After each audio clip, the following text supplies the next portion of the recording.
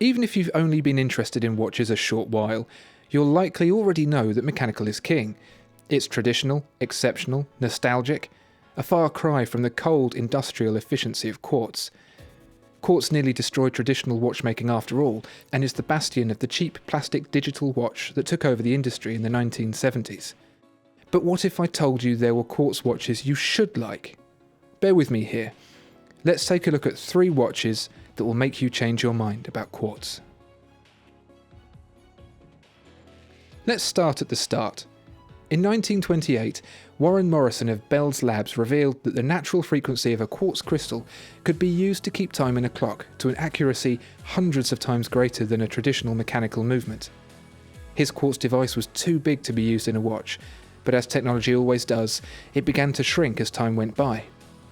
34 years later, and it had become small enough to give the Swiss enough concern to establish the Centre Électronique Horloger, the Centre for Electronic Watchmaking, to study this new technology and develop something of its own. That something was the Beta 1 prototype, which was closely followed by Japan's riposte, the Seiko Astron. At this point, quartz was considered highly advanced and desirable, and that was something Rolex wanted to get in on. The Beta 1 was developed into the production Beta 21, which appeared in Rolex's first quartz watch, the 5100. Big, bold and very 70s, the all-gold 5100 was the dawn of a new era for Rolex. But the Beta 21 was not without its problems, size being one of them, and so Rolex took the opportunity to develop its own quartz movement, the Caliber 5035. The Oyster Quartz was the watch that got that movement. Its Royal Oak-esque styling is unlike anything else made by the brand, 5100 aside, and the movement is decorated with the same attention to detail as its mechanical counterparts. Actually, that's not quite right. It was finished to a higher standard. Manufactured for over a quarter of a century, yet with production only numbered at some 25,000, the Oyster Quartz was one of Rolex's least successful watches. When the floodgates were opened on cheap quartz watches from the Far East, the technology lost its appeal, making the Oyster Quartz one of the very few proper luxury quartz watches. This is a quartz watch, just like the others here. However, there's a line in the instructions that you won't see anywhere else. The owner is exclusively liable for any consequences, including prosecution, of misuse. Sounds needlessly severe until you find out that this Breitling emergency carries on board a 121.5 MHz transmitter that can beam a distress signal up to 400 kilometers away.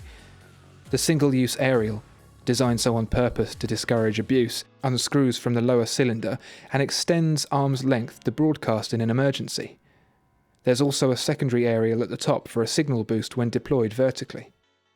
This is the real deal. Use this and you'll have a search and rescue team turn up at your door, seeking buzzing overhead.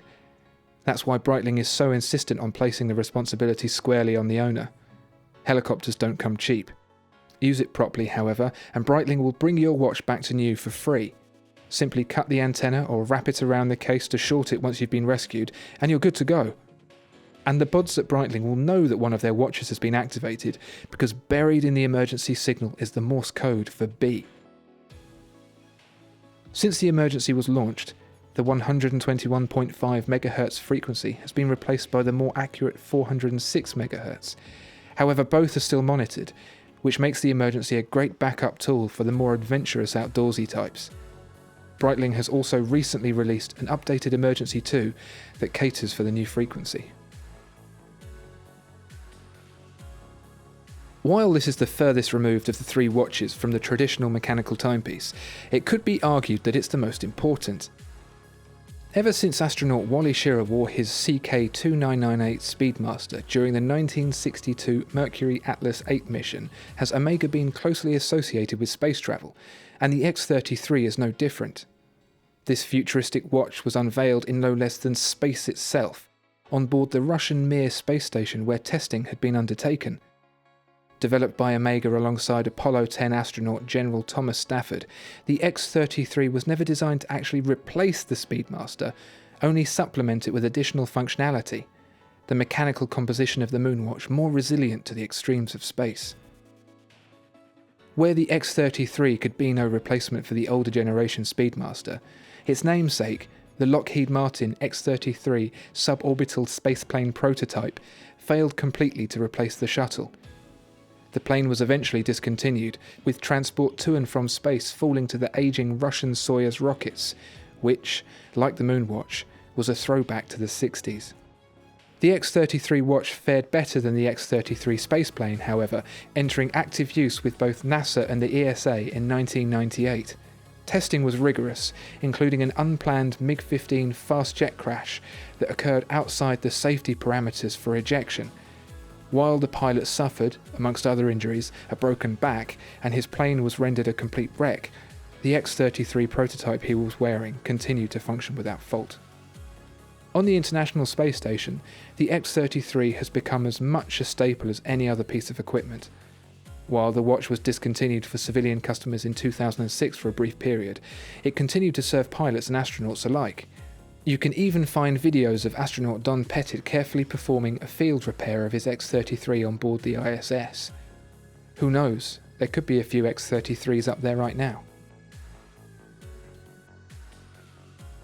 Yeah, mechanical watches rule the roost when it comes to watchmaking, but quartz has its place too.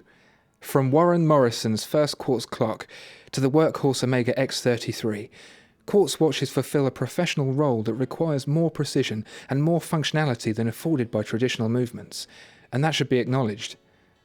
Perhaps if a quartz movement looked as good as a Lange chronograph, we'd all be singing a different tune.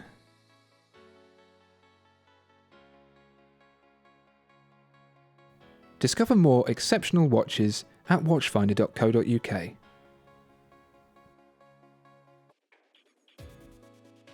If you enjoyed this video, please like and subscribe. If there are any other watches you'd like to see reviewed, please let us know in the comments below.